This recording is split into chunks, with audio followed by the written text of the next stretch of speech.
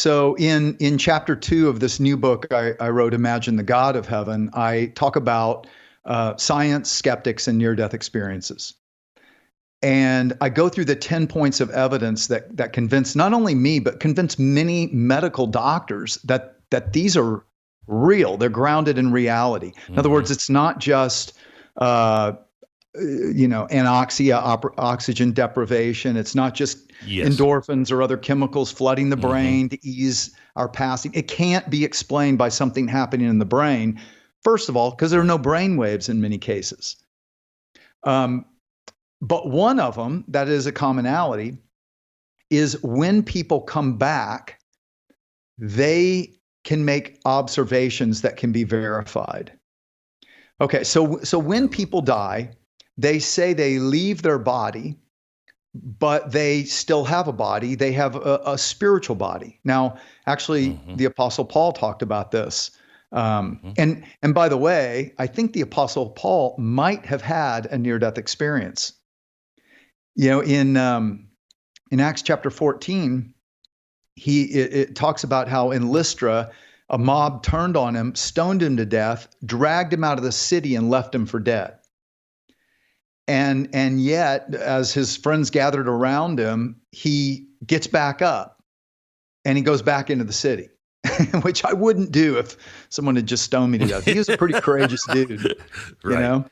But in 2 Corinthians 12, he says of himself, 14 years ago, whether I was in my body or out of my body, I don't know. Only God knows.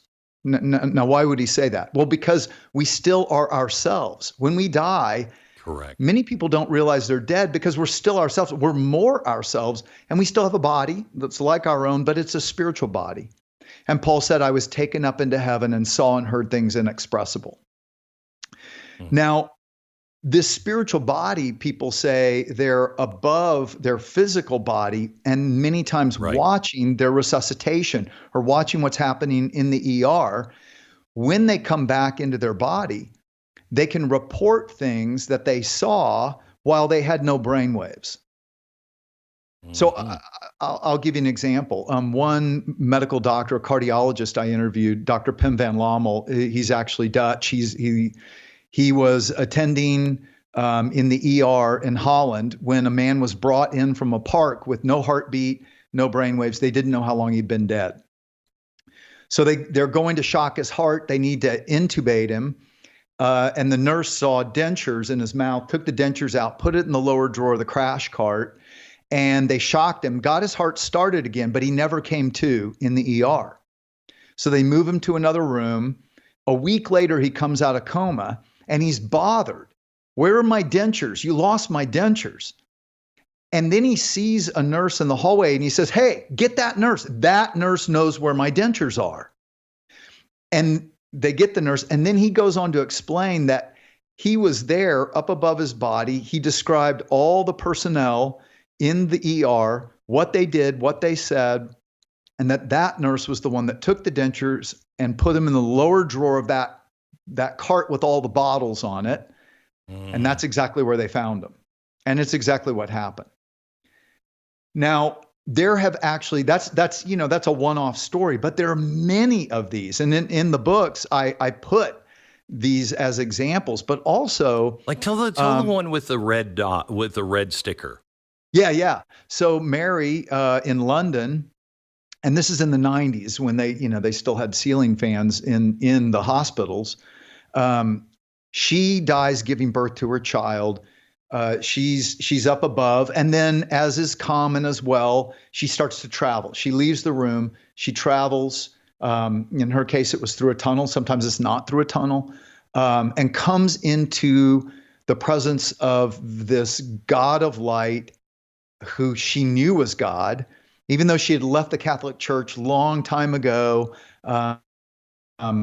She knew this was God without a doubt, and felt this unbelievable unconditional love. She called it like the love of a mother times 1,000.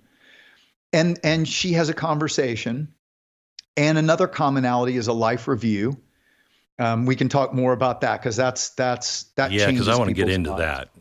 Yeah, but he says to her, and again, the communication. So it's interesting because The communication is thought to thought or just heart to heart. It's not audible. Sometimes it is, but usually it's just pure. And we have on the other side, they say not just 5 senses, more like 50 senses, which interestingly is what Paul said as well. In 1 Corinthians 15, Paul said our bodies are buried in natural body, but they're raised a spiritual body. They're buried in weakness, but they're raised in dunamis, in power. And they talk about that eyesight that's like telescopic, communication Right. that's pure, all these things. So he says to her, you need to go back. Your son is going to live and he needs you. She argues with him. And Glenn, this is one of the things I love about this is that I can't tell you how many near-death experiencers I've interviewed have told me they argued with God, which you'd think, what are you thinking?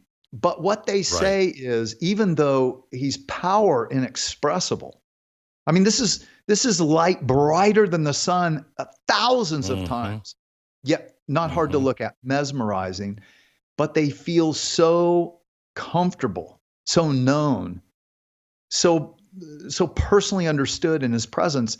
She's like, this is the greatest thing I've ever experienced. I don't want to go back. No, please don't send me back. I want to be with you. And he says, you need to go back for your son. Well, she does come back. And as she's coming into the ER, she sees on the top of a ceiling fan, on the ceiling side, a red sticker. When she comes to, she's trying to tell the doctors and nurses this incredible experience she had with God and all this, and they think she's psychotic. And that's commonly what happens. And it's why many shut up after that. Because this is a sacred experience.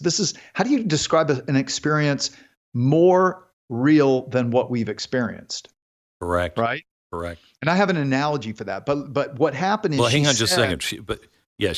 Go ahead. Yeah, I want you to finish that story. Yeah. She finally tells a nurse, here's where you walk, here's what you did, here's what you said. And the nurse was like shocked. And she said, look, I can prove it to you. Mary said this. Go get a ladder and look on the top side of the ceiling fan, and you'll find a red sticker, and here's what it says. And the nurse did with the help of an orderly, and sure enough, it checked out. Now, again, those verifiable observations have been studied. So I'm not the only one who has studied these near-death experiences. Do you know there have been 900 scholarly articles written? Dr. Pim van Lommel, the Dutch cardiologist, wrote up his in the Lancet, Europe's most prestigious medical journal. Dr. Jeffrey Long, who I know and have interviewed, has studied as many as I have, wrote, actually, he didn't write the article. It was Dr. Sabum, another cardiologist, who set out to disprove near-death experiences.